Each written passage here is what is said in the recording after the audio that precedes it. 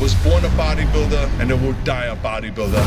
This is the #1 bodybuilding show in the world. It was really spectacular. We're gonna go up to $500,000 for the winner next year.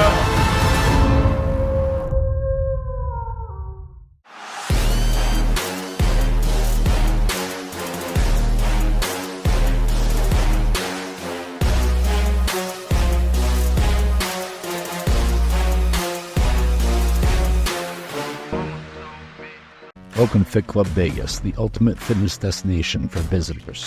Drop in for a day pass and experience our 10,000 square foot fitness playground. At Fit Club, you'll find state-of-the-art equipment and a sound system so good you'll pitch your headphones. Conveniently located 7 to 12 minutes from the Las Vegas Strip, Fit Club is a perfect spot for you to come get your pump while visiting Sin City. So come check us out at 4525 West Hacienda, Las Vegas, Nevada. Fit Club Vegas, more than a gym, it's a vibe. We're there, dude. Good, went back. Do we know what episode this is? Or 144, 145, 143, somewhere. 144, 145. Could you imagine? When we'll finish the year at? I don't know. We'll probably this was our record year, I think. Is right. Yeah. I mean, we did like 8 last month. You guys have seen all the Olympia videos, we had Ronnie and Aaron and Martin Fitzwater and Dr. Mike De La Rosa. Yeah, everybody. Honey. Chris Aceto. Yeah, everybody. Yeah. We were banging there for a while. I know. And now we're slowed down a little bit just because the season kind of slowed down and we've only had a couple shows. It's kind of funny because I talked to Steve Weinberger this morning and he said, the last big show of the year, it's the Nationals.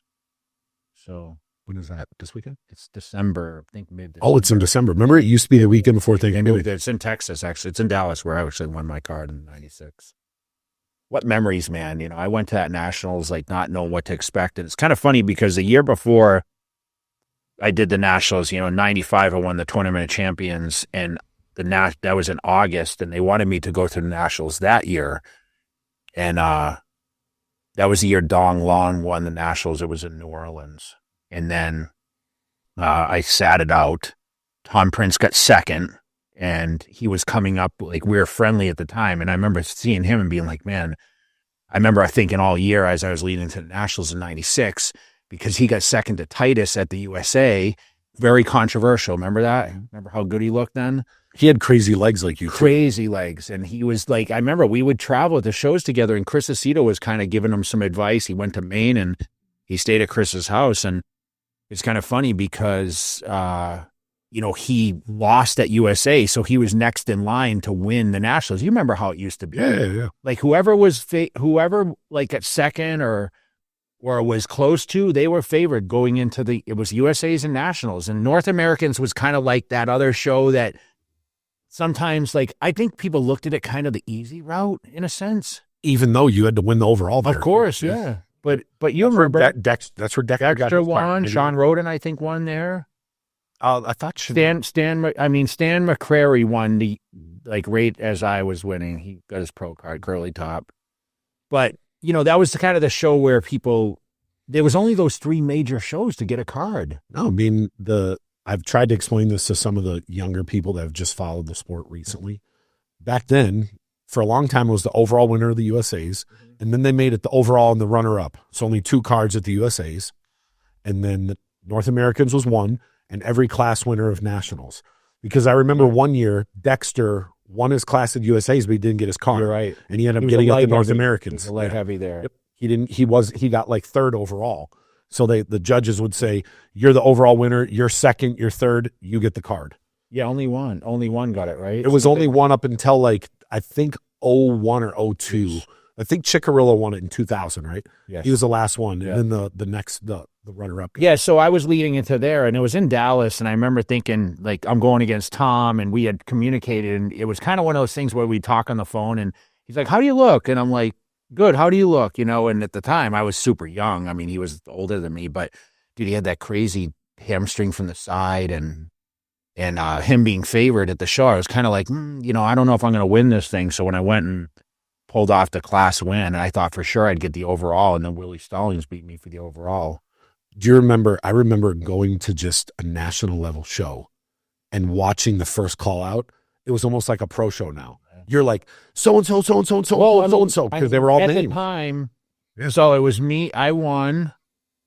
Tom Prince was second. Orville Burke was third. Fourth was Dave Palumbo, and he was big. And I'm trying to think who was fifth in that show. It was I know King Kamali and Bob Ciccarello were like 11 and 12 in that class. This Molly won in 99 nationals, I think. Okay. I think it was 99. But this was 96. And I remember him walking around backstage and thinking, man, like, I remember seeing him in the collegiate and the nationals, that kind of, remember they had the collegiate, I think they still have it, but. That's what got Cody Montgomery tall out, because he won the teens. And then he did collegiates, And then he won the overall at 20 at the USA's here. Right. Because I remember, what's his name got second? Griffin. Okay. Yeah, he lost. That was Griffin. Yep.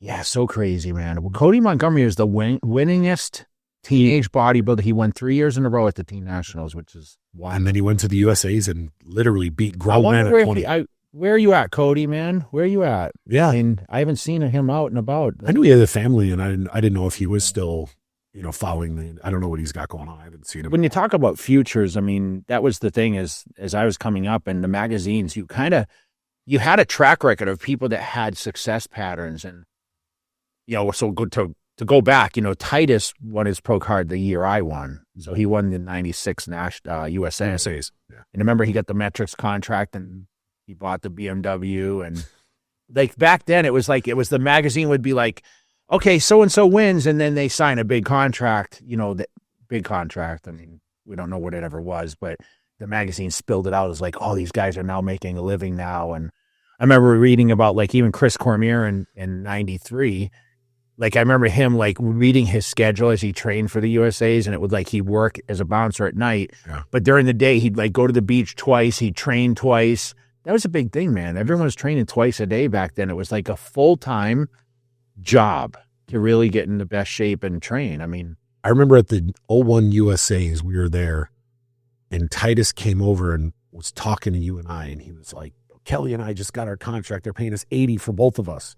And he was so excited because they just moved to Vegas full time, and they got that $80,000 contract for him and Kelly. And that was a big deal to get that guarantee. You remember what it was? I forgot. Was it Biotech or? It might have been. No. I forgot what company it was, but he was super pumped because he's like, I got that money coming in every month.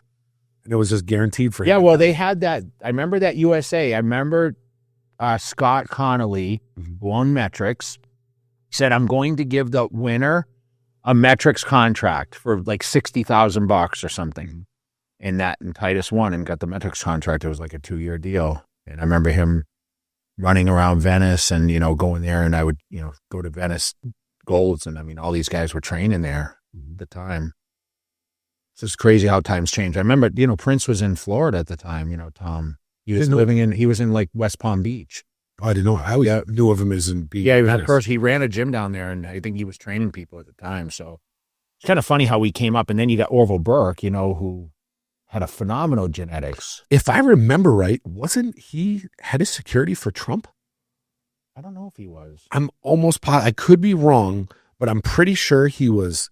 He did security for Trump way back then when, obviously Trump wasn't a politician, but I'm almost positive he was a security guy, and then he started, full-time. Yeah, that's the magazines would just really do a lot of bodybuilders justice, because you'd get like a little insight, and it's not like social media today where you can kind of judge someone by their actions online. The magazines only had like people were just one-dimensional. You know what I mean? Like either they were good guys and they trained their ass off. Every single one of them. If you're featured, you were busting your ass, right? So I think, that's the difference between media and what Joe put in the magazines, with Flex and Muscle and Fitness. And for some reason, if I remember right, until you were pro, you couldn't have a contract. Remember Muscle Tech used to sign guys for supplements? Yes. And their contract would say, if you turn pro, then your money's starts. I think it's more of like incentivize them, hey, work your ass off to get to this. I mean, at one time they had the biggest roster. I mean, when I was on there, I remember, them hitting me up. I remember they called me every single year. Hey, what's up with your contract? It's like, well, same as last time. I still got 2 years left on it, At the time I was with ISS, and they kept hounding me, and finally just threw out a crazy number, and they ended up paying it. So that's how it kind of all started in 2003. And then the rest is history. I was with them 8 years. And the crazy thing is, and I know people will say it's different. I don't, to this day, nobody's had a supplement contract that big. I know people will lie and say no supplement contract was that big. If somebody did sign it, if someone came close to it, it wouldn't last long. The thing is today, why would you say that's not feasible? For a couple reasons. One, back then, there was only so many pros and there was only so many supplement brands. And now there's 10,000 brands out there and there's 10,000 pros. The people do not have the value that they once did. And there's a reason that you and Ronnie still have, in my eyes, at the top echelon of value, because you spent 20 years touring the world, shaking hands, and building real fans in person. An online fan is it's different than someone who's a true fan of you in person and have got to interact with you. So this is why, to this day, you can book a top guy and their line will be 10% of what yours and Ronnie's was. Yes, I was just in the UK. I went out there for Young LA. Oh. And you wouldn't believe the age demographic. I mean, I had people that followed me, obviously some people, but a lot of it, 13, 14, 15, 16, 17-year-old kids. And I asked a couple of them, how do you know who I am? And they're like, you're Jay Cutler. I mean, but how? And some of my dad, like I sent some videos to the parents, but a lot of it was through the social platforms. And truthfully, where is Ronnie Coleman? That's what they would ask. Where's Ronnie? It's like, well, he's here in the UK because he actually was on tour. I think he went from Prague to on tour there. But it floors me because back then, I don't know if that younger generation would be introduced to bodybuilding books. Because remember, you had to buy the magazines at the newsstands. You know, now you can, as long as you have a phone, you can pretty much watch on social media. You have to pay to sign up for Instagram or Snapchat or TikTok or whatever, right? I mean, Facebook is almost sounds ancient to a lot of these people, right? Because they don't follow as much.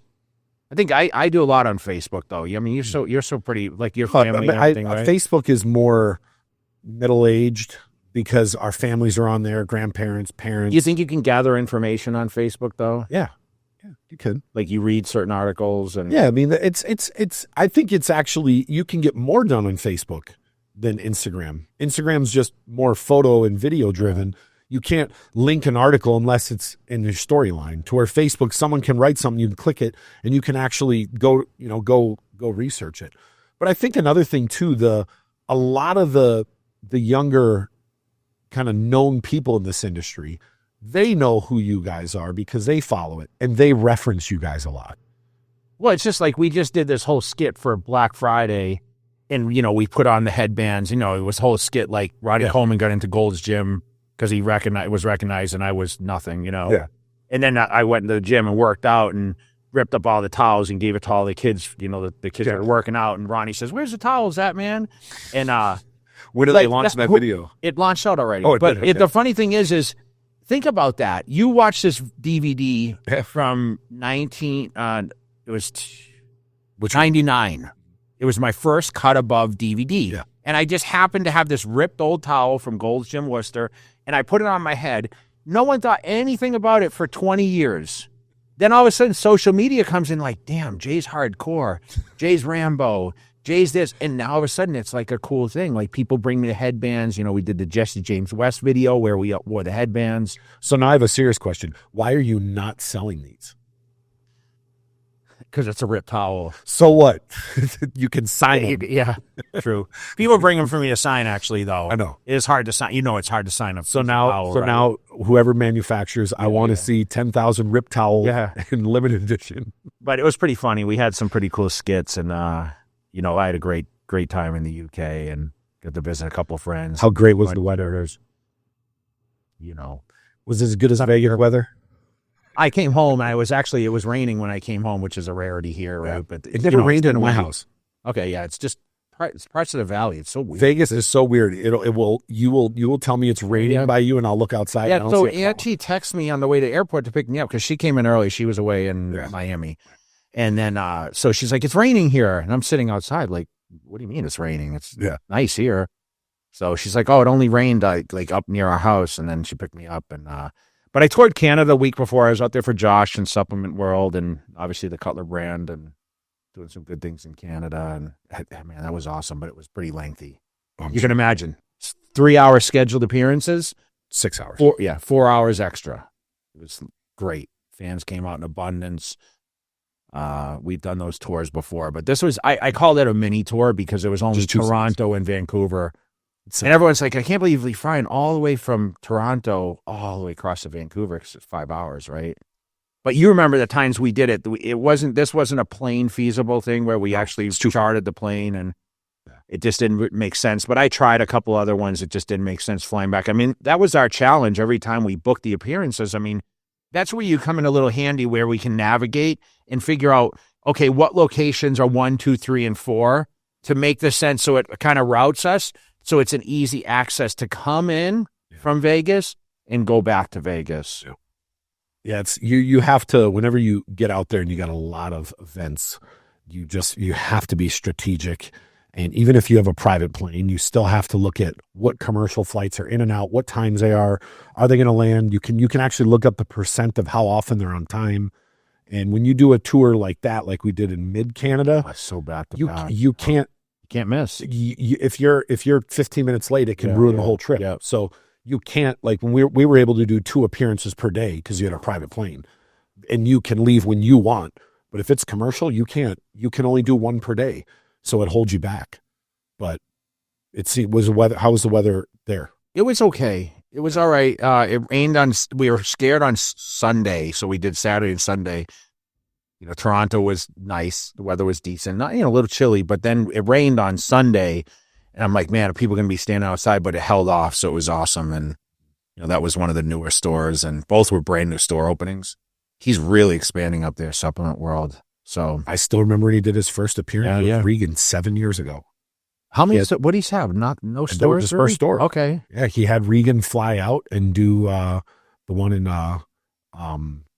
Saskatchewan. Okay, yeah, that's where he lives. Yeah. The original one, and he did that. He did that one, and then from there it expanded, and 3 years later, or 4 years later, we had you do the first one, and you've done this is 3 years now. You've done appearances for them, but it seems like he's just all the way across. I never thought towards the end of the year, we usually start to slow down. The only one we're missing now is Sweden. So I apologize to the Swedish fans because we've been there the last 2 years. 2 out of 3 years. Okay. The COVID year we didn't. But that just didn't work, and you're heading overseas, so I'm heading out the same day. I mean, if it would have made sense, we would have moved stuff. So we're shooting this the day before Thanksgiving. We're celebrating Thanksgiving with a nice dinner out tomorrow. Everyone's been asking me what we're doing. Kind of nice when you don't have to cook, dude. Yeah. No, it'll be nice just to go somewhere where you can just eat. You don't have to you can just. You remember the Thanksgivings that you'd sit and you remember eating so much and you're just like, oh my gosh. And you eat and then you eat all the turkey and turkey's loaded. Yeah. So you go to sleep and you wake up so you can eat again. You probably loved it when you were young, though, especially your body. You know what I loved about it when I was young is growing up in Sterling, Mass. I come from a large family, 3 brothers, 3 sisters, a lot of girlfriends, boyfriends, husbands, wives, everything. My dad would cook feasts, man, and we would all get together and we'd all be lounging. And back then, I look back now and I think about how busy our lives are with between, this trip is coming, we got to plan this, we have to stay ahead on so many things where, back then, even when I was, even I'm thinking back in high school and even shortly after, we didn't have all that movement. And when you become a brand, which I am kind of the brand, it's and working on all these different projects, life becomes so busy, man. So you're looking forward to your time because you're actually going to get to relax probably for the first time, if ever, right? I'll be able to relax, but I will still have. But you're traveling around Christmas and New Year's, which is dude, you're shut down. I mean, things between when we're in Vegas anyway, things are definitely slower. Yeah. But it's going to. But I'll be in South Africa where it's summer. Yeah, but so that's very true. So I missed that side of the family. Obviously, my dad's passed now, and I still talk to my mom every week. I was just on a Facebook Live yesterday. I've been going on these Facebook Lives when I'm on the stairs, and I'm like, every time I go on, I go, Mom, if you're watching this, I love you, you know, because she's on Facebook. Like, she'll get the alert, Jay Cutler's on. So she'll get on and like, Jason, it's your mom, you know. And that's the whole highlight. She got on. She called me after. I saw you on there. I was commenting, but you weren't seeing it. And I said, Mom, there was like thousands of people on there. So it's, you know, and it sits on there. I lock it on. So it's like after it gets more views, but I try to get on there, answer questions. And just like this, I mean, you guys are asking all the questions on our YouTube. And today is actually dedicated to, we talk about these Q&As because there's not much else. I mean, like you said, the shows are wrapping up. We can talk about the Arnold Classic. I don't know who's in it yet. Well, they won't announce it until Wednesday. I think this week is the deadline. Okay. And then they usually announce it in like. But I do plan. We do plan to be at the Arnold. I'll be there for MegaFit for sure, and it sounds like Young LA is going to be there present, and we'll be doing. So obviously working with Brian Powers and the team over there. So we've been actually getting the sneak peek at a lot of what's coming from the Arnold, which is pretty cool. You know, we're on this chat, so it's cool. Like sometimes, like late at night, and I'm like, damn, does Brian never stop working, man? No. I mean. Look, if you wanna stay ahead, there's so many expos all over the world, and if you want to stay ahead, you have to constantly be coming out. I know, but you got to stay ahead of the curve. Make sure you run that commercial. Yep. Lock that in there so we can run it. And you know, if you guys aren't thinking about coming to the Arnold, man, a lot of Arnold Classic memories, man. I remember going to the expo for the first time, bro. I remember going to the Classic and being like standing out in the aisles begging for people to talk to me. That not begging, but like I'd wear like a tight, we used to wear those super tight, muscle shirts. Yeah, I don't know what it was. It was like a spandex. Yeah, spandex. Yeah, and it'd be super tight, and I'd wear like dress pants and a belt and like nice shoes. You were that guy. Yeah, I was that guy because that's what we wore: big baggy pants. My legs. Cavarici. Yeah, they weren't. No, they had like bigger bell bottoms. But I remember going, and I remember like no one in my line. So I remember just like, and I remember Arnold going through, dude, it was like a train that you'd hear this rumbling and you'd be like, what is that? And then Arnold comes walking through and just so crazy. Because you got to think, not only was he the promoter and in many people's eyes, the best bodybuilder, he was the most famous actor in the world at the same time. And when he became the governor. We were talking about this in London.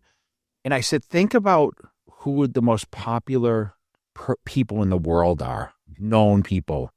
You can talk about Hulk Hogan or Michael Jordan but you'd have to say Arnold is. He's on that super iconic. Yeah. Like in the president or Nelson Mandela. Let's just say top 10 people, memorable people in our generations. For sure. He's most recognizable, right? Yes. I think you could say if there isn't a place that you can't go on this planet where if he walked out that people would recognize who he is. That's like a even more so than a Jordan, almost like a Donald Trump or a Obama or like a American world leader. And then there's those A-list celebrities that are who else would I be forgetting on this list? As far as what? Like recognizable. Yeah. Stallone? Yeah, he's pretty I mean, Michael Jackson would have been there. Yeah, you're right. But even I was talking about this earlier. Even like some of the soccer players, how famous they are. If they walk around the streets in America, they might not be recognized because soccer is not like that. It almost has to be politicians. It almost has to. You think Dwayne Johnson would be up there? Yeah, he would be up there. Right? He's not on Arnold's level, but I would say he's up there. I don't know who else you can name. Like I said, Nelson Mandela, Muhammad Ali when he was alive. True. Like Mike Tyson. Tyson's up there, yeah. Because Tyson's got 30 something years of being at the highest level of fame, the best in the world at what he did. I don't know who else you could name. Actors. The Queen of England before she passed, maybe. Tom Cruise. Tom Cruise is probably, yeah, he'd be up there. The difference is he didn't become a sitting governor. That's a little. Did you see Denzel Washington's he's quitting acting soon? I saw he was just in The Gladiator 2. I haven't watched it yet, though. I heard, yeah. I don't know if that's good. It's not as good as the first one. I watched Gladiator on the way home on the flight. Oh, the original one? Yeah. I forget. When people ask me all the time, hopefully this is one of the questions. My favorite movie of all time, it's probably, that would be one of them. You know, I actually like Van Wilder was a great movie for me. I love that movie. Wow. Yeah. Okay. I thought it was always kind of one of the, I don't know if I have a favorite movie. Rocky IV was one of my favorites. I love Terminator. I mean, I love Bloodsport. That's really what got me into training was Bloodsport. And Van Damme. Did you watch the Tyson fight? Yes. Did you see in the crowd in the very beginning they were promoting the Cobra Kai? Yes, I And they saw the had- guys, yeah. They had Ralph Yeah, yeah. Macchio. They- They yeah, had the two of them yes. sitting there, and I'm like, they were like kids back then, and now they're like old men, like probably in their mid-50s, I would guess. Well, I'm not they made the big comeback with the show. Yeah, but it was just funny seeing the two of them sit there 40 years later. When did the Karate Kid come out? In the early 80s? A couple, I think, passed away in that whole from them, you know. Well, we have some questions if you want to go over them. Let's see if I can answer any of them. All right, we're going to start. So what we did was we just went on your Instagram and you put some questions. Yeah, so for the future, guys, if you have any other questions that we don't answer, let's make sure that we can Maybe next time, maybe next time to make, because you get so many, maybe we'll do them on the Cutler Cast one and then have you repost it or something. So, all right, the first one, height and weight at 20 years old. I'm 5'9". Are you still 5'9" or did you shrink? I think I'm 5'9", and then I weighed 260 off season. I didn't compete when I was 20. I got done with the T Nationals and I went up to 260. So it was 214 at 19 in June of 93. And then when I turned 20 in August, and I had already been off season. So about 260. If you would have competed then, what do you think you would have weighed? 215, 220, probably 220. And you said you want... I rebounded well, actually, from the T Nationals. I actually, when I got up to 260, you think, okay, you're 214. I actually think I put on a lot of muscle in the reverse diet phase. And that's one thing I want to talk about, because people have this, they just say, oh, okay, I'm doing a show and I'm going to stop training. There's actually a lot of, your body's very, very anabolic at that time to be able to recover and put the size back on, restore glycogen, you get rounder, fuller. And a lot of people over deplete themselves for contests. So when you reverse diet, it's just about putting the same foods you're eating just in abundance. I obviously I backed down the cardio and whatever else at the time. But for me, it was always about building lean. There was no bulking. It was about building as much mass, but trying to stay as lean as possible. And that came from the early Chris Aceto chronicles of like writing out the diet programs and then just adding carbohydrates in at the right times, meaning that I would just start bumping up those in the morning and around the training, and that's how the weight would go back on. When you did T Nationals, where was that? It was in Raleigh-Durham, North Carolina. And where was the Tournament of Champions? Redondo Beach, California. So your first major show, you flew across the country. I did, to get publicity, because the magazines were based in California. I knew if I won that show, I had better opportunity to be visible. And then, of course, I got the meeting with Joe Weider. I got my first Muscle and Fitness cover. I got to shoot in Gold's Gym Venice. Remember, I'd already developed a relationship. I went out after the Team Nationals, saw Chris Cormier win in 93, the USA, met Ed Connors. Ed Connors invited me back in November of 93 to stay at his place on the beach. He lived right there on Oceanfront Walk. And I got to train in Venice for like a month. And that's when I was like, I am going full tilt into this. And I said, when I circle back, I'm going to have, compete in a show out here. And Irvin Gelb flew out and stayed at my house 3 weeks out, shot a bunch of pictures for Muscle Mag. And then when I got to California, we lined up more shoots. I shot with Robert Reef, Muscle and Fitness, met Joe Weider. And the rest is kind of history. Ed Connors was there. And, I won that show handedly. And that was kind of, I still look back and say the Tournament of Champions was probably the biggest marker in my bodybuilding career. We talk about Olympia, but it set me up I was visible. And at the time, because the reality is, if you wouldn't have done that show, if you had done another show, you might not have got seen, and the whole trajectory changes. I had just turned 22. So I said, I said exactly when I finished T Nationals, I said, in 2 years, I'm going to put on enough size because I'm now an open. I'm going to compete. And at the time, I remember I started the diet at 260. Chris Aceto's like, you're going to be 225. Boom, I ended up 241 at that show. He's like, I always brought that up to him, like, hey, remember when you told me? He's like, dude, no one can predict any weight when you start a diet. He's like, you put on Especially when size. you're What that can I young. say? Yeah. You were adding size as you were training. I mean, you were very dedicated to what you did. So, dude, I'd sit in the house and I'd eat the food all day long. I cooked the meals, 6 meals, never missed. If I had to go do anything and it triggered any kind of chaos in my order of meals I said, no, I'm not doing it. So that's where I had to sacrifice in order to make the progress. And I never missed. I'd never missed on what I did.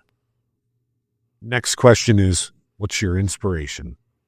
Inspiration is kind of, I believe, what the mark I can leave, the motivation, the constant overcoming of odds. There's no real person. I mean, my dad inspired me. My brothers inspired me. I mean, dude, even my ex-wife, she inspired me a lot. She was there a lot. So, even now it's like I have I have a good crew around me. I mean, that support everything I do. And I think, but the feedback I get from the fans, that really, I inspire a lot of people, and that gives me inspiration to go, dude, how crazy am I? Firsthand. Train 7 days, eat the meals. I have a cooler bag here. I mean, I just stay consistent with it because I love it. It's kind of a weird question for me. I don't know if any person inspires me, but I think acts that people do inspire me. So I might not be inspired by this person, but they might do something that'll catch my attention and go, damn, that's really good. I should implement that. I can think of a moment. You sent me a great reel, and it was of Dana White. And he said, how do you want to be remembered? And he said, dude, everything is bullshit. He said, the thing that is going to leave a mark is what your kids think of you. So he doesn't care what anyone else thinks. And that is inspiring to me because here's a guy that arguably, I don't know his worth, but he's built this crazy empire. He's not hurting for money. So people put monetary value on success, but we know that's nothing. Money doesn't mean success. I always have a list of like things, your health comes first, your family, relationships. Money is like towards the back end of 10, right? Instead of the front end. It does give you freedom. There's no question about that. And it's easy for me to say because obviously I've had great success, but in life you turn around and it's like, you always say this, it's like, you can't buy experience. You can't buy the moments. And that's what Dana said. Like, you go on a vacation with your family. That's what you talk about when you're 80. You don't talk about, well, I drove down the street in my Rolls Royce or whatever. You talk about, I got tickets to go to the Super Bowl and I watched, Tom Brady, win his last one in Tampa Bay. And like, those are moments, right? And the people you're with. So I think that's where it puts a lot into perspective because especially someone like me who's older, it's definitely a different outlook you have because you're just grinding and grinding and grinding. Then you wake up and you're like, holy shit, I'm 50 years old. My biggest fear was, and it's something I've been paying more attention to, is we all work to get to a point where you say, this is where I want to be. Okay, what happens if you finally get there when you're 70? What can you enjoy at 70? It's a little different. But the difference is, like, right now, if you want to do something, you're still fine. You can go enjoy it. If you want to go to Cannes, France, or you want to go see something, you can enjoy it. But what happens if you keep working, go, okay, I'm retired now? How do you know you're going to be able to walk at 70? Yeah. How do you know you're not going to be what in your health pain? markers are going to or be? if you're even going to be alive? Yeah. So if you can enjoy it now. There's certain moments you take advantage of for sure. And we catch ourselves all the time. How many times have we said, wow, we should have maybe, or we could have done, or, and I think, like I said, you've been planning this thing for 2 months, right? Your trip. And I say to you, like, oh, it's a lot of time, but might be the one in the lifetime that you can get away for X amount of time without, you don't know where you're going to be next year. You may be running a crazy operation where you can't travel at the holiday. I know, like you said, you wouldn't leave and go do it because you have a lot going on. Like, I don't have that freedom. I think I could. You could. But I have the excuse of like, no, I don't want to be away that long. And like, you know what it is? Things, right? I've set my life up purposely that my life does not change no matter where I rest my head. As long as I have a phone in an airport, I can get done what I need to get done. And to me, that's the ultimate form of freedom. Like in that same thing, Dana White said, if you make money and you're not using it to have fun, then you're a fucking idiot. Yeah. Because that's all it is. Having a bunch of stuff doesn't do whatever. Yeah, it doesn't. But if you're not doing it and going, man, I may have put a smile on this person's face. I did this. That's stuff that, look, I'm 46. You're 51. How many more good years we have left? 10, 15? Are you going to be 85 years old? Going to be probably not. Yeah. So, all right, the next one. How was your first meeting with Big Ron, and when did you have your first workout with him? That's a great question. First meeting was at one of the nationals. I remember seeing him in a Metrics t-shirt and thinking, gosh, his arms were so big. He was in a white Metrics t-shirt, and you remember Metrics, the logo. I remember seeing his arms and thinking, God, but I always thought, like, if he had really big legs, because I don't think at the time his legs were crazy. And, we get to say hello. He was polite. And then we started doing Muscle Mag store appearances together. So we used to be booked, like Robert Kenny would book he and I, which is weird. We're the only, like, big bodybuilders that he booked. Oh, Greg Kovacs he booked too. But so I get to spend some time. And probably the first workout, I went and trained at his gym when I went to Nationals in 96 when I went out in Dallas. But I would probably say the first workout was when we trained at either Pittsburgh, guest posing, or at Steve Weinberger's show, the Bev Francis, in June every year. But I would probably say when we all trained at Exercise Warehouse in Pittsburgh, Jim would bring us out to the show, and I'd spend time. We trained with everybody. But I remember one particular workout sessions, we did legs, and I remember Ronnie we were doing walking lunges in the gym, and I would say the gym was, like, the walking space wasn't much bigger than the length of this room. And I remember him putting 275 on the bar and doing walking lunges with it. And I was like 225. And I was like, this is as heavy as I can go. That's when I realized I still had time, still had work to do, Next question. Will you be back at the Arnold Sports Festival in the United Kingdom? If they have it, I'll be back. I mean, people asked me that this weekend when I was in London. I mean, that was a gregreat show for us. I liked it. I thought it was good. I know we went the last couple of years. I thought it was, I mean, it's in Birmingham, but, I thought that, the fans are very passionate out there. So I really liked that opportunity to go and being in those different cultures. The weather's not always the best. We know that. The food, it's a little not in March. iffy sometimes. Yeah. No, we just eat at Nando's every day. Yeah, it's true. That's true. You're right. We stay in the hotel. Chicken and rice. I mean, but last year we got to go and we got time to spend time with Phil Heath, which was cool because he hadn't really slowed down enough to really spend time, and he had his premiere there. Yep. For his movie. Documentary. That was last year. Fuck. Goes by fast, doesn't it? This is the greatest question. The next one's the greatest question of all time. How do you get jacked on a budget of $70? You don't. Does it $70 per week, per month, per day, per year? Just says budget of $70. I mean, unless you get some protein, nutrition, protein. Yeah, protein's expensive. So, like, I used to do canned chicken. I never liked canned tuna as much. I did canned chicken in a can, because I could carry it, and I would get some mustard. I put the mustard in there just for a little flavor. That's a lot of salt, right? Yeah, it is. I would rinse it out, though. So I would run it under the water and push it out and rinse it. And then I would just use mustard as, like, the flavor. But I would honestly eat that. Like, it was, I used to carry a can opener with me before they had the peel tops. And now they have the bags of tuna, too. I mean, listen, kids in college, this is what they do. I mean, they just eat bags of tuna. And did you ever go to Sam's Club and get the big can of tuna? I didn't. So they had this can that was about this big around and about this tall. It might have been like 30 cans in one. And they probably use it for restaurants. Yeah. I used to go buy 2 of them, and I'd put it in this big trough.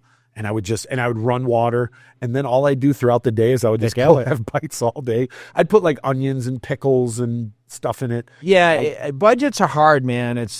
I mean, I struggled a lot. I mean, I was making, $150 a week, working when I was in college. That was a 40-hour week for me. And I mean, I struggled between paying a $500 rent, and I had a crappy car. We had one dinner that we go out for each week, and it was $20. But you're talking, that was back in 1990, $2.93. I mean, those days. You can't get a chicken sandwich for $20 now. Every So time when I you go out, say- it's $200-$300. Yeah, when you say $70, I mean, 70 a day, I mean, you can get by with going to the grocery store and buying. I mean, I would, like you said, I would aim for the Costco's, BJ Wholesale, Walmart's, places where you might be able to budget a little better than the grocery stores, or find a great sponsor. What was your biggest fear? Pacific West Injury Law. Injured? Call 602-HURT. Car accident? Call 602-HURT. Our firm is dedicated to you and your recovery. Stepping on stage. That I would do the poses wrong. Did you That ever? people would laugh. That I'd quarter turn to the left instead of the right. I would embarrass myself. Did you ever feel it? Were you ever on stage where you felt like, oh shit, I screwed up? Yeah, my first pro show. What'd you do? Just missed my peak. Night of Champions, 1998. I thought for sure I'd be in there like winning that thing. And first year diuretic testing, my body needed diuretics in order to get in shape. Yeah. Amazing to say. The one show I didn't use diuretics was the 06 Olympia. First and only show. Yeah. I ever did, and I didn't use diuretics. Next question. Why did you start bodybuilding? I started because people said to me, your physique is great. You lift weights. I was doing concrete, my family business. So I had a great physique in high school. I was the strongest, fastest, was athletic. I thought, man, what happens if I do start lifting weights? What is my body going to look like? And as soon as I started hitting the weights, man, my body was just super reactive. And we always talk about motivation and what keeps you going. It's not easy going to the gym every day. And like, if your results aren't happening, what's going to motivate you other than your training partner saying, hey, bro, you going to meet me? Or like, maybe it's a social hour. You talk about this all the time. Like, it's your only outlet to get out of the house sometimes a lot of days. Because I work from home. I train in a complete dead zone. I mean, where I train at, I don't have motivation there. There's no one walking around that impresses me. That's, in those days, I don't really look at that anyway. Yeah. But I just feel good. I just feel like going to the gym, it puts my head in a different space. And I think that's really what made me fall in love with it. So once I started training, and that, like, the stress factor was kind of the reason, I was alleviated a lot of that, choices at 18. What do you do with your life? And for me, it's like, I found the gym to be like a huge outlet for me.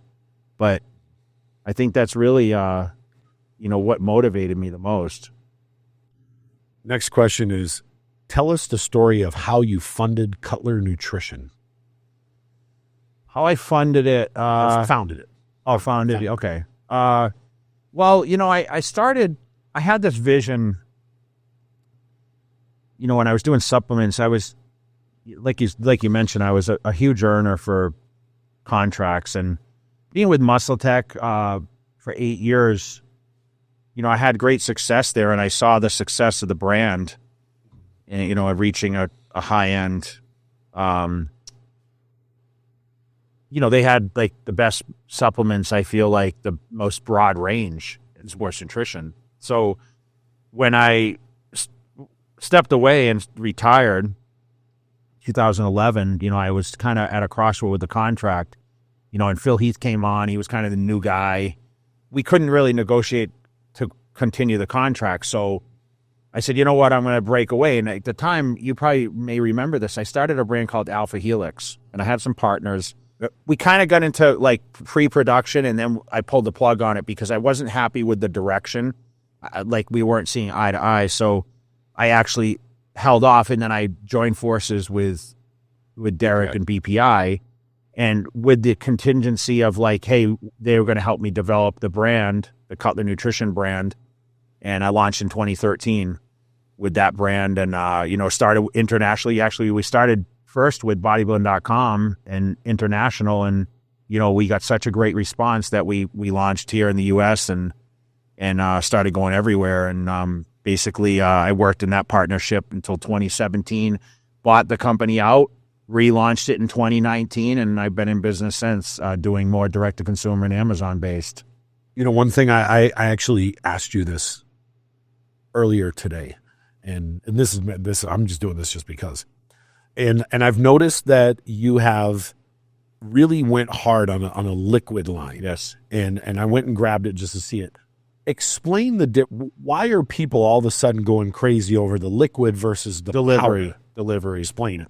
So, you know, there's certain ingredients. Obviously, you know, you're bringing an L-carnitine. We have a liquid pump over here, which is just got launched a couple weeks ago. But delivery system is important. And you know what? People walking in the gyms now, I think, you know, it's convenience, right? Is number one. Is people don't want to mix powders. They don't have with water, whatever else. Liquid delivery is faster. You can kind of combine. You can do a lot of things with the taste process, but there's a lot of reasons people do it. But I put together some really unique products in a sense. This is the one you have, the L-carnitine, is the first product I ever used training for a bodybuilding show to help with my metabolism. And that's what it is. It helps metabolism. It's really good actually for, you know, your heart and everything else. And I take that in the morning, and I'm not a huge caffeine guy. You're a coffee guy. I've mentioned this a million times. I don't like a lot of caffeine. So I want to take something that's more suitable, that's more natural, right, for the body to help metabolism, help recovery, you know, mobilize fat, whatever, in the bloodstream and everything else. And that's where you have the liquid delivery. With the pump product, liquid pump, which is the newest, I'm going to actually grab it so I can show it.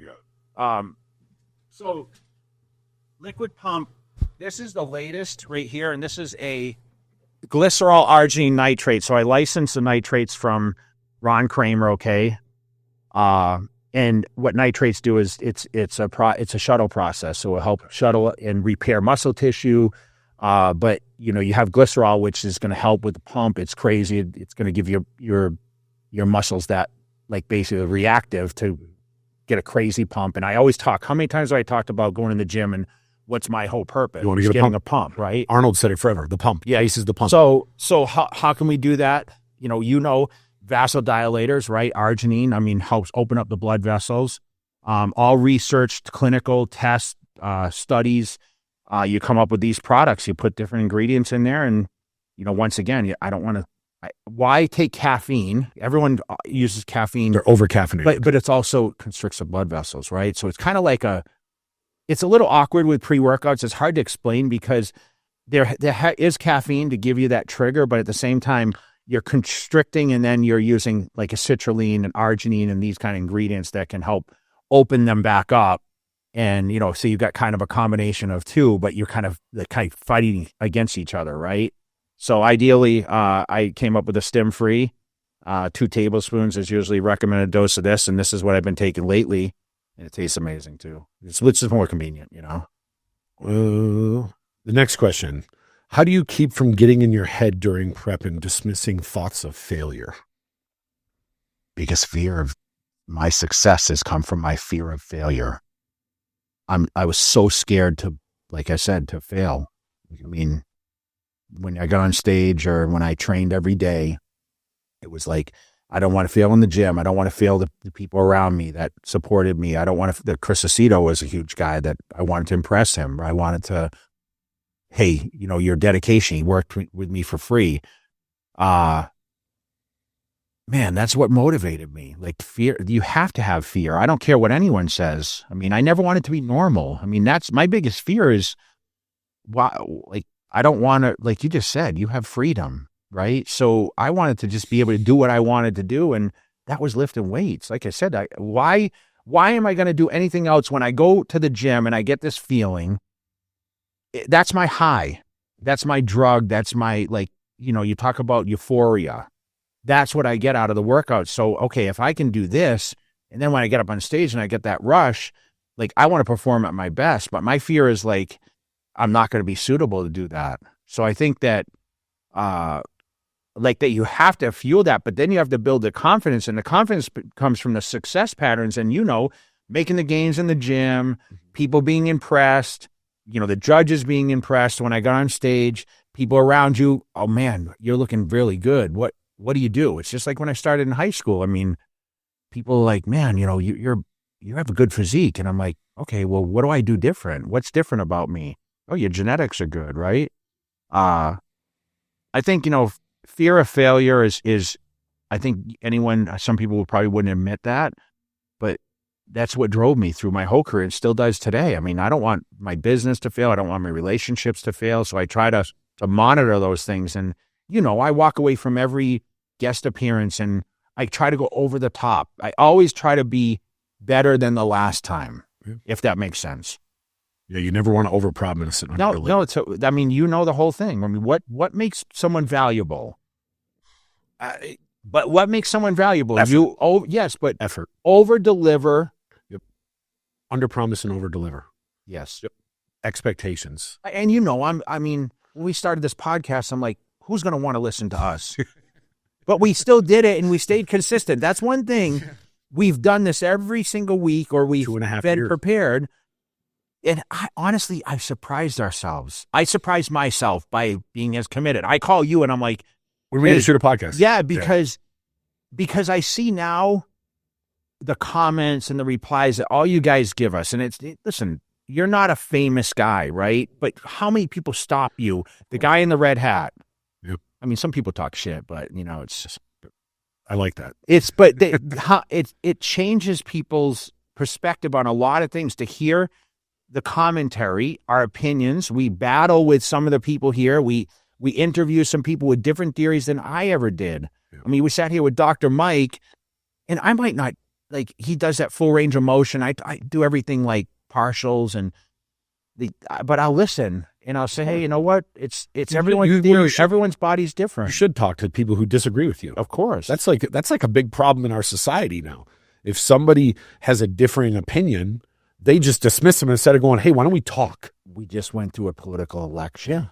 And think how many relationships were canceled because of people's beliefs and opinions. You can't judge people, especially in politics, like, of course, how someone votes for, in a sense. I learned this a long time ago. Everyone has a different opinion as per the shoes that they walked in. I don't know what it's like to be that person there. I didn't walk in their shoes. I don't know where they grew up. I don't know why they have the opinion they have, but something in their life got them there. Of course. So me being me, I always want to go, tell me why you think this way so I can understand. I might disagree, but you may argue. Of course. And We've argued plenty of times. And we sat here this morning arguing about points, credit card points. Matt, by the way, I'm trying to convince him to do a mentorship on how to manage your credit card points, because every card is, so you guys have opinions. What's the best credit card out there? I want you guys to comment below. And I want Matt, because this is going to give Matt, he's going to reply to you. I guarantee it. If there's a case that you believe one card is better than the other, because every card has different benefits, and many of us have credit cards. You know what the craziest thing is? Credit cards are no different than politics. Okay, so I'm going to ask you a question. What's the best credit card? There's no best one. Okay. There's not.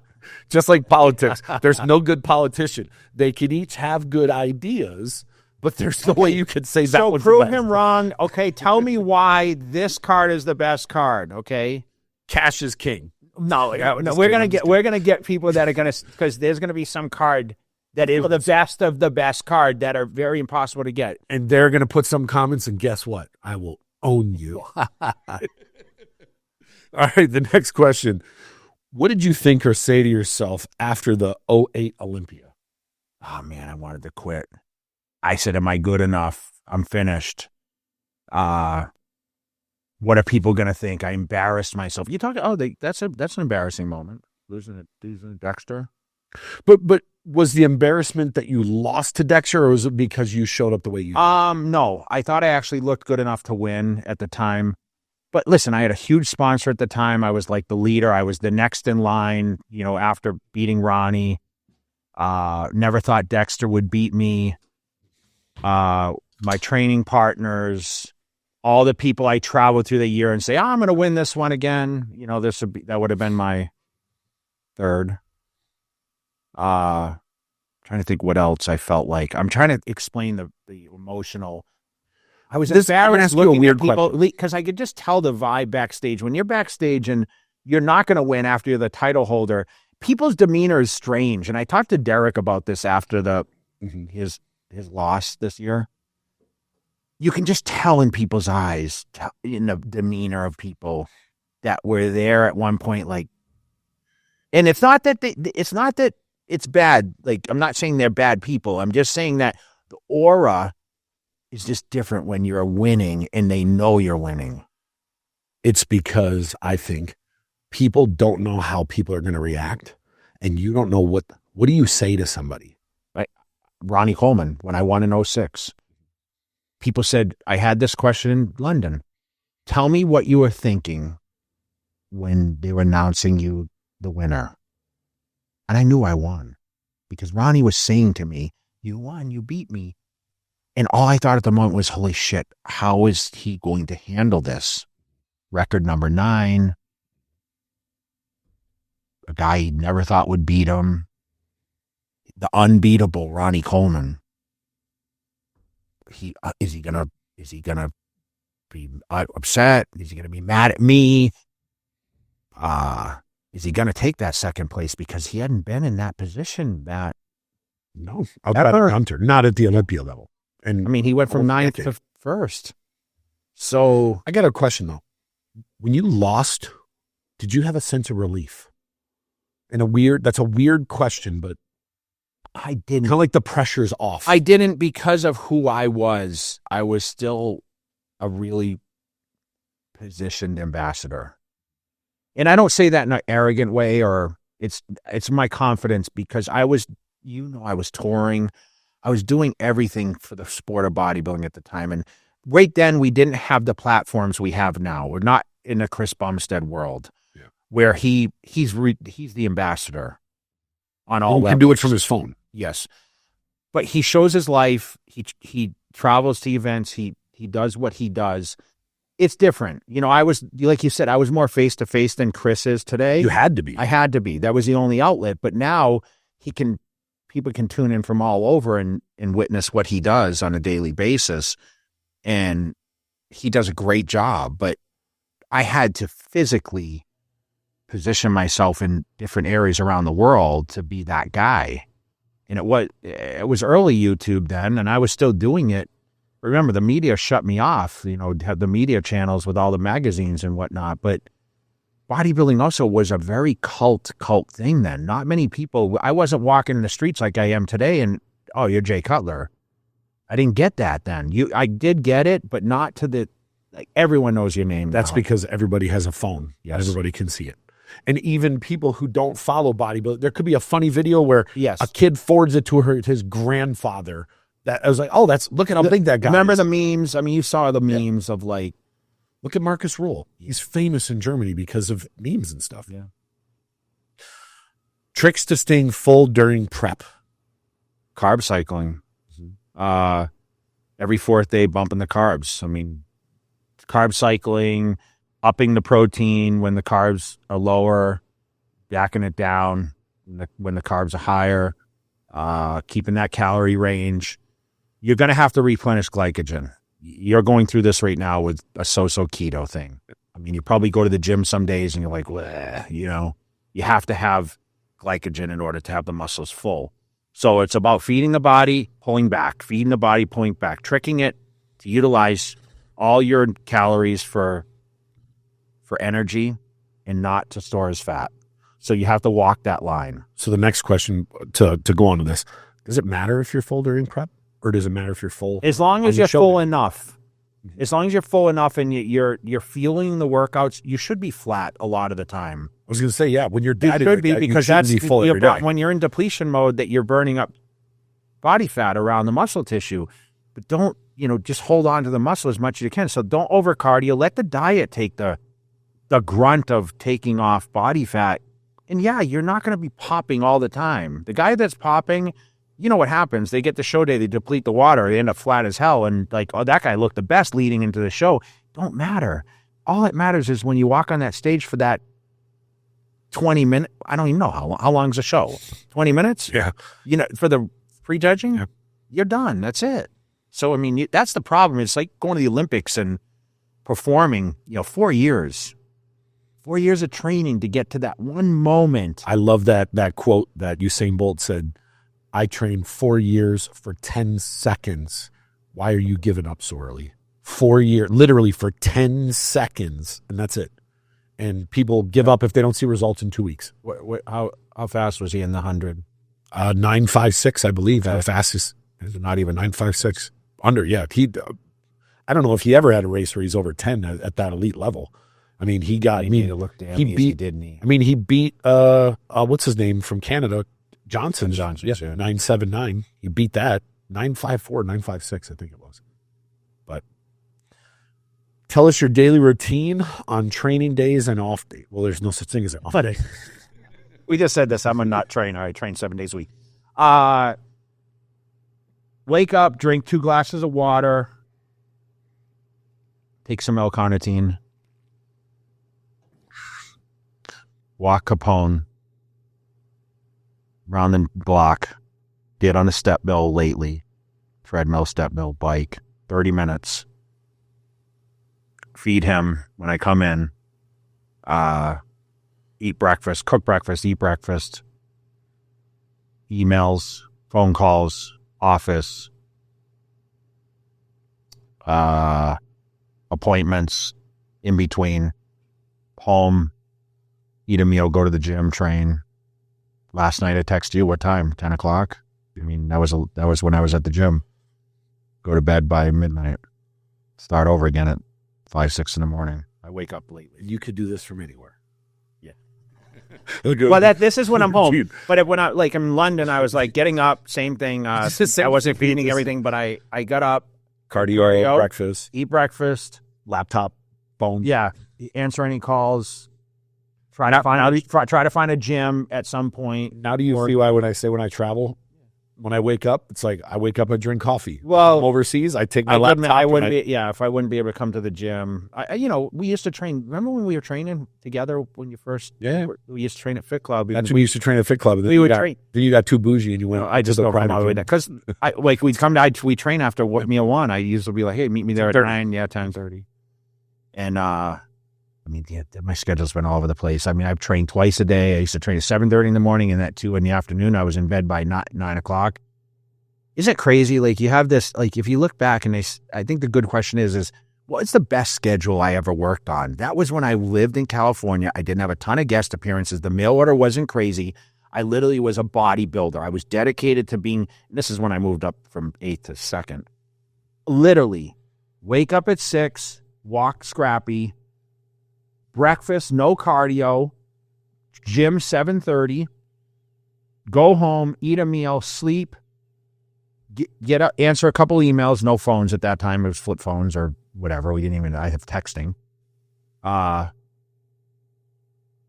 Go back to the gym for 2, done by 3:30, tan, home, eat a few meals, bed at 9 o'clock at night. If you said, what was the best life?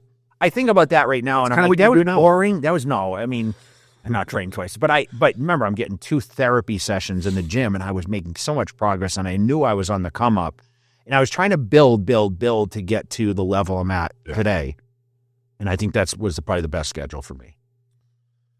What do you think about this new generation of lifters and more aesthetic bodies rather than mass? I like it. I think Bumstead's a great example of that. I think I think Ramon, I think all these guys. I mean, Mike the Badass, all these. Would I say the classic division looks prettier than the men's open? Yes. I mean, there's guys in men that open that are aesthetic. Samson's amazing. Derek's amazing. I mean, Martin looked great. Look at Andrew. Yeah, Andrew looked great. I mean, I like Hunter. I mean, there's so many good guys, but I like I being a freak, and I mean, dude, I loved Bob Harris look. I liked I'm trying to think who else I liked in that era. I mean, Lee Haney, Lee Haney was amazing.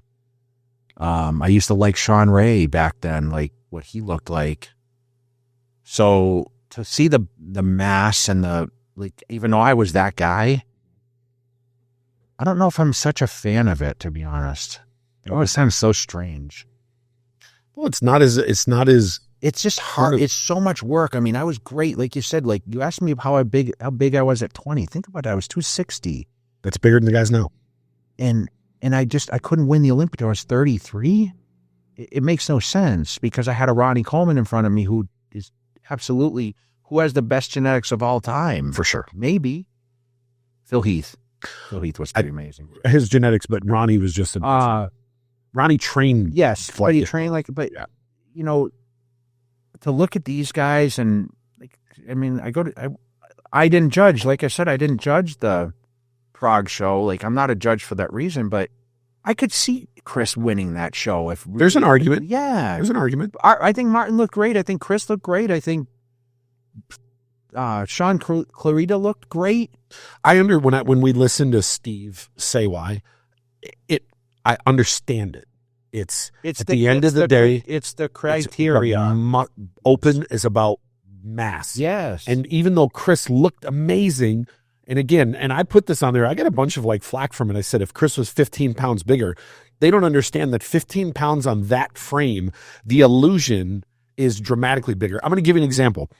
In 21, Regan beat Mo Shaban, was 10th at the Olympia, and Samson was almost 280, and Regan beat him at 248 because of the illusion that he created with the small waist and the lines and the aesthetic. And he beat a Samson who was bigger than him. But Samson might not have agreed with that. It's all visual. And if you lined up all these guys, and let's just say you went Samson, Bumstead, Derek, Burrs, let's 1-2 classic guys next to. If you grab the general consensus of people, let's gather up 5,000 people off the Las Vegas Strip. Chris. They're going to go for the classic guys. They're going to say that's what because they're going to say, what would I look like? They would want to watch me and all these other guys battle it out because they were freaks. But the general society looking at the big picture, like still bodybuilding, Arnold created this whole thing. I don't care. I mean, I know like Larry Scott and Reg Park and all these guys were before, but Arnold set the standard of what he put bodybuilding on the map. Of course. So he put bodybuilding in Hollywood. He did. And in the government, because he was on the President's Council of Physical Fitness during Bush Senior. A shout out to Schwarzenegger. I mean, we can't praise People him enough. forget. When we say the GOAT, I mean, greatest bodybuilder of all time, yes. He might not have the physique Ronnie had, but a bodybuilder is more than just what you put on stage. There wouldn't be a Ronnie Coleman if there wasn't Arnold. There wouldn't be you. None of you guys. Nobody would be here now if he didn't do what he did for the sport. We talked about this before. Think of the shows you did in 2001, 2, and 3, and the monies that you took from that and invested. To this day, you're still getting dividends from it. And that's 20 years ago. I think about like Bo Jackson. Is he the greatest athlete probably of all time who never hit his full potential? But he led that. I mean, Dion did it. Yep. Who else did it? Bo was an all-star. I think Dion was too. I think he was an all-star in both as well. But you talk about crazy athletics for a guy to balance that out. I mean, why is he not even like we should be? Tom Brady's the GOAT of football. Yeah. He's won the most rings and whatever else as a quarterback, but like Bo Jackson, dude, was a crossover. He was a hybrid. And he was an all-star in both leagues. Yeah. It wasn't just a player. I think he was one of the best in both leagues. It's a LeBron Jordan thing. You know, it's funny. I saw this thing earlier.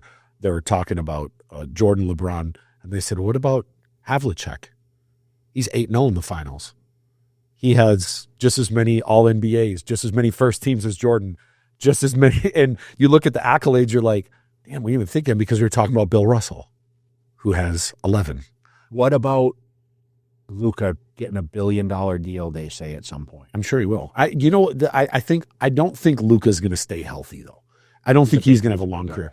Well, no, it's not bad. It's just every year he's fighting so many injuries, and you can see it already. He's limping out there, and he still puts up the numbers. But, dude, you can't limp for a 15-year career. But they say he might be the first billion. He could. He could.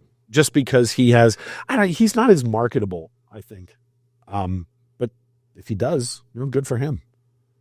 But I think, I was thinking about this and I said something to you earlier about it. I think that Prague show, and I always talk about ripple effects. Something can happen and you don't see the waves and how far they go. I think that Prague show is going to affect shows this year because people now have seen somebody who might not have as much size, but your eyes keep going back to him. And I had a conversation with Regan earlier and I said, remember, you and Chris are the same height. You're just as wide as him. You have more density. You have the tiny waist. And when you turn around from the back, you're as good as anyone in the world. I said, what Chris did there could help you in some of these other shows because now people are going to remember, hey man, it's not just about how shredded are your glutes and how big are you. There's more to bodybuilding than just that. And I think some of these other guys. Samson proved it at the Olympia. Samson's at the forefront because he's Mr. Olympia. And he doesn't have a weakness. You can't look at him and say, he's weak here. No. I mean, he doesn't have arms as good as Nick, or he doesn't have, It's not about a body part contest. Yeah. It's about balance, proportion, symmetry, conditioning. Yep. It's a balance of the best combination on that day. Yeah.